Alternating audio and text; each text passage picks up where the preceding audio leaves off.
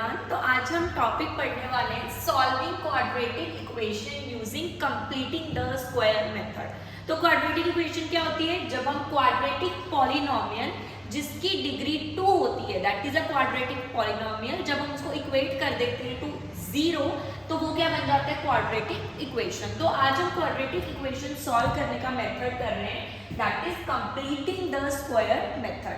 चलिए पहले लिखते हैं, let us suppose the general quadratic equation. Let us suppose general quadratic equation. ठीक है, तो हम एक जनरल क्वाड्रेटिक इक्वेशन ले लेते हैं, ax square bx plus c is equals to 0।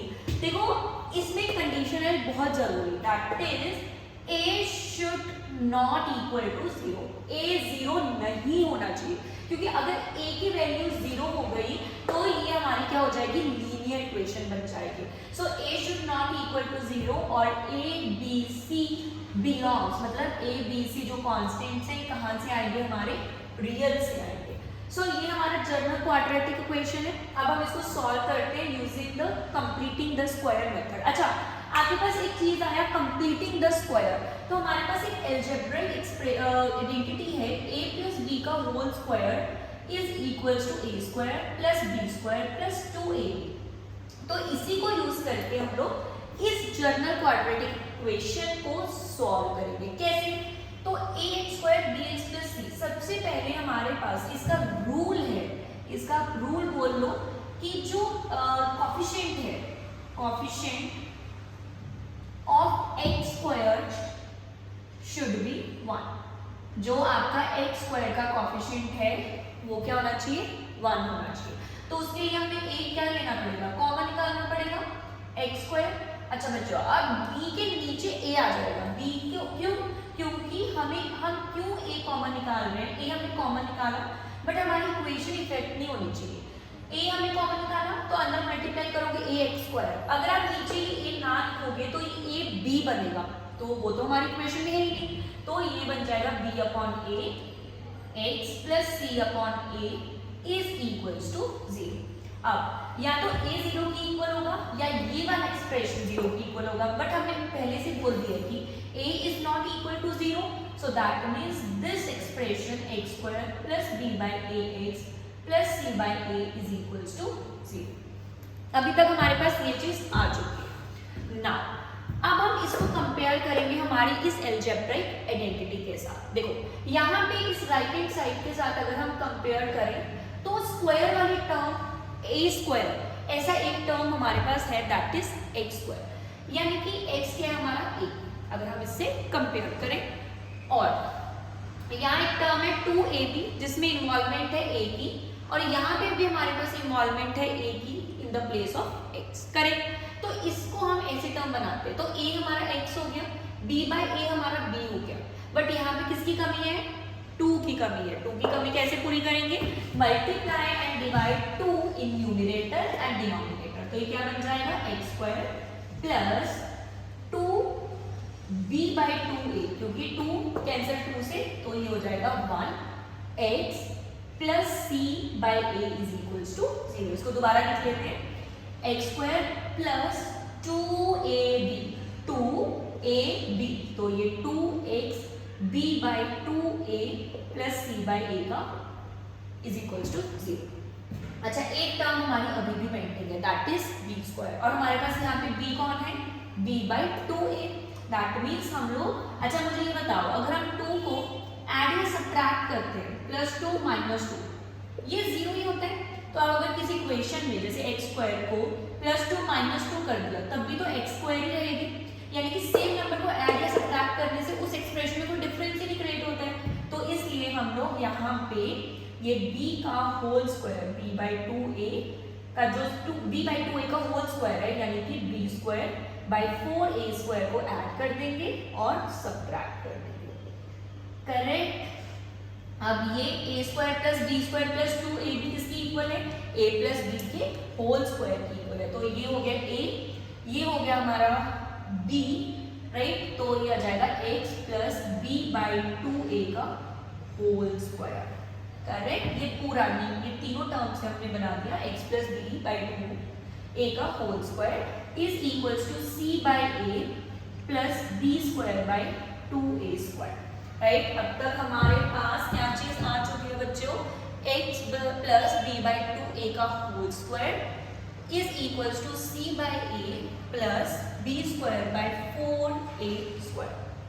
Let's take the LCM on the right side, it is 4a square और ये हमारा हो जाएगा 4ac plus B square X plus B by 2a।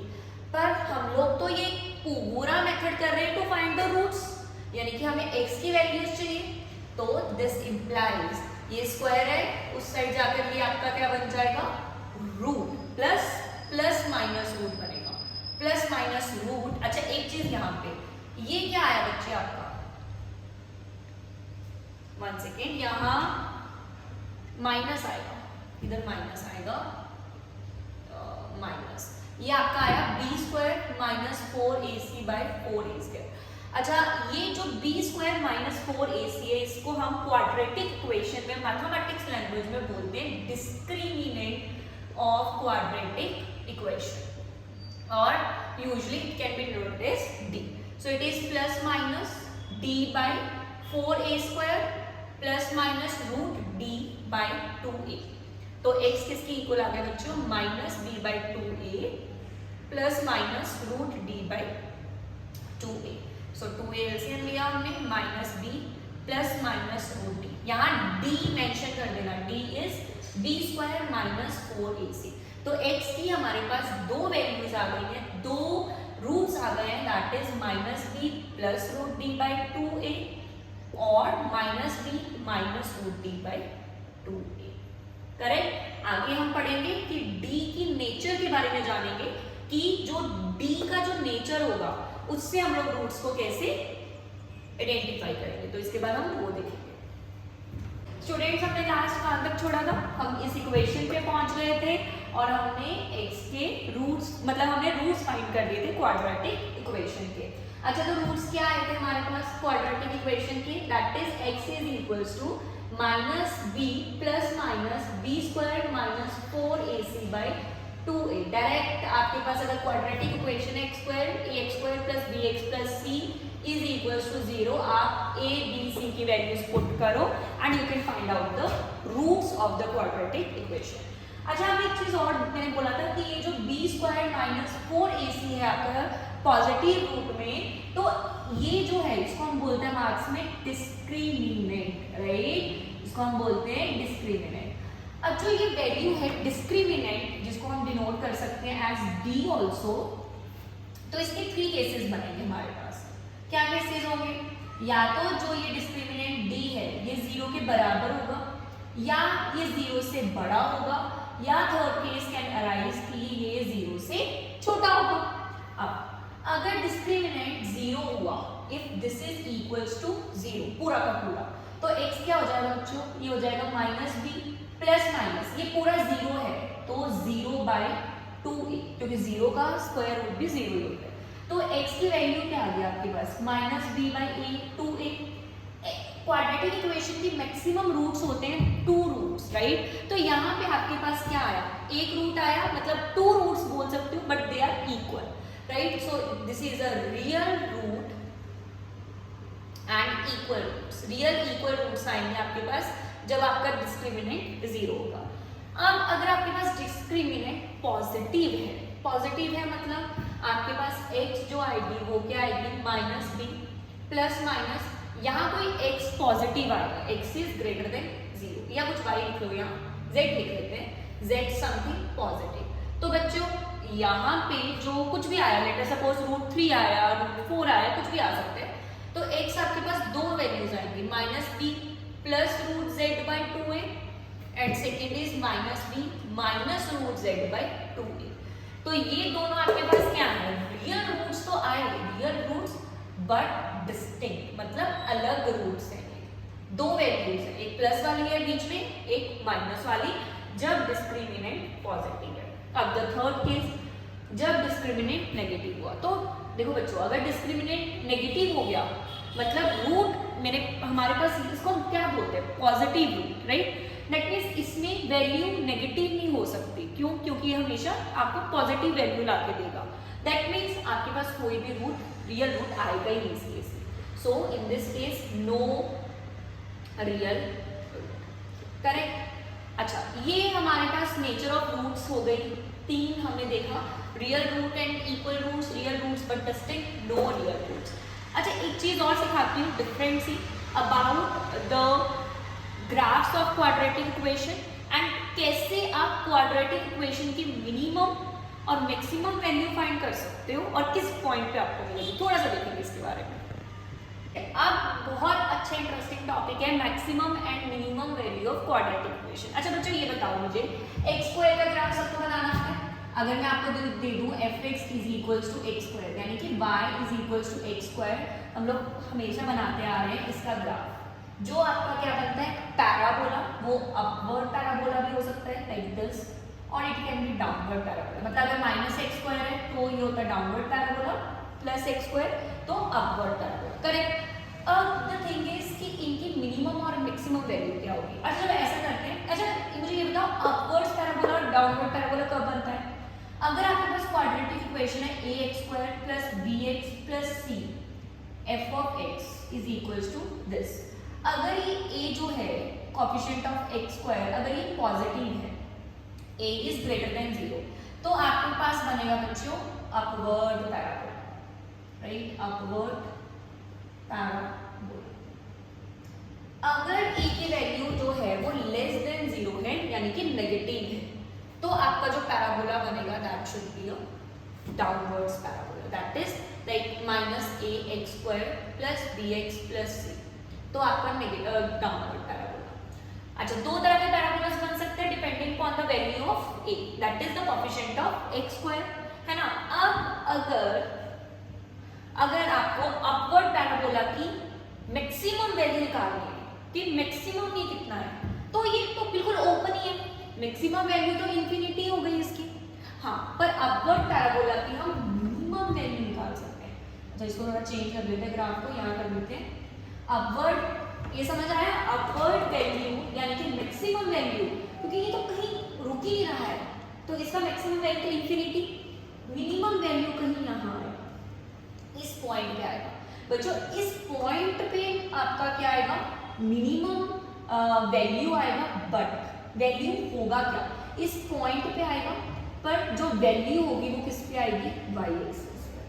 मतलब minimum value किस point पे होगी वो x एक्सिस बताएगा, और वैल्यू एक्चुअल में होगी क्या वो हमें y एक्सिस पे पता चलेगा, करेक्ट। अच्छा, ये हमने एक इक्वेशन बनाई थी लास्ट में, right, x plus B by 2a का whole square is equal to b square minus 4ac by 4a square, correct.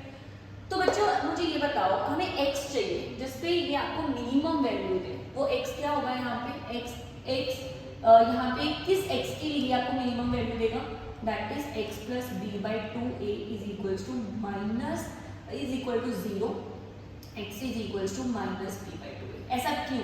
क्योंकि ये स्क्वायर है बच्चों, स्क्वायर तो हमेशा आपको पॉजिटिव ही लाके देगा, तो मिनिमम कब होगी ये, जब ये 0 की इक्वल हो जाएगा, राइट। तो 0 की इक्वल होकर आपके पास x is equal to minus B by 2a पे क्या आएगी, मिनिमम वैल्यू आएगी इस पॉइंट पे।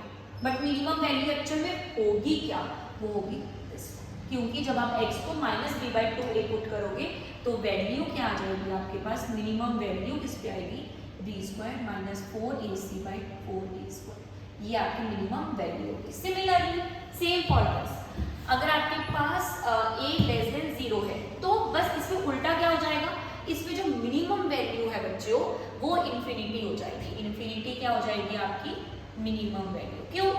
क्योंकि ये नीचे से ओपन है, कितना कितना कितना कितना कितना नीचे जा सकते हो, कितना मिनिमम वैल्यू निकाल सकते हो, दैट इज इन्फिनिटी, और मैक्सिमम वैल्यू इस पॉइंट पे आएगी। Maximum value x of something आएगी, x is equal to minus B by A पे आएगी, और क्या वैल्यू आएगी वो आप उसमें B square minus 4ac by 4a में a स्क्वायर में पुट कर दो। So this is a way to find the minimum and maximum value of quadratic equation. चलो बच्चों, एक क्वाड्रेटिक इक्वेशन सॉल्व करते हैं। अच्छा सा क्वेश्चन है, वीडियो को पॉज करो पहले और इसके बारे में सोचो, लिखो इसको कॉपी पे और देखो कैसे सॉल्व होगा, ठीक है। अगर बहुत दिमाग की थोड़ी घुमा लिए हैं और बहुत सारे मेथड्स हैं, factorization, completing the square method and solve using the direct formula, correct. अब आप कोई भी मेथड इसमें यूज कर सकते हो, बट वी विल ट्राई कि हम इसको ईजी बनाएं। फिर उसमें जो बकवास कर रहा है ना, या जो हमें थोड़ा सा मुश्किल लग रहा है ना, वो है ये x/x+1, ये थोड़ा सा मुश्किल लग रहा है, इसको इजी बना लेते हैं। इसको हम लोग लेट कर लेते हैं, लेट w = x/x+1। या हमने इस इतनी मुश्किल सी ब्रैकेट वाली चीज को हमने लिख दिया, ये w है, राइट। तो ये क्या बन जाएगा, then we will get 5w² - 4w - 1 = 0। ये तो हमें आता है, तो बहुत इजी है। चलो इसको हम सॉल्व करते हैं यूजिंग फैक्टराइजेशन। इससे आपका फैक्टराइजेशन मेथड भी कवर अप हो जाएगा। कंप्लीटिंग द स्क्वायर हमने कवर कर लिया था, फैक्टराइजेशन भी इससे कवर अप हो जाएगा। देखो उसके लिए आपको क्या करना है, फैक्टराइजेशन में स्टेप्स होते हैं। आपके पास जो कोएफिशिएंट होता है आपकी स्क्वायर टर्म का, दैट इज 5, और जो कांस्टेंट टर्म है उनको मल्टीप्लाई कर दो। Product of coefficient of square term and the constant term, तो आपके पास ये क्या है बच्चों, -5। अच्छा, -5 के फैक्टर्स क्या होंगे, मतलब -5 को आप कैसे कैसे लिख सकते हो। -5 को हम लिख सकते हैं -5 × 1, या हम इसको लिख सकते हैं -5 को 1 × -5, करेक्ट। इसी तरीके से हम इसको लिख सकते हैं। तो इन्हीं दोनों फैक्टर्स के, इन दोनों फैक्टर्स का सम आपका -4 बनना चाहिए। किससे बन रहा है, दोनों से बन रहा है, कोई भी ले सकते हैं हम लोग। That is 5w² - 5w +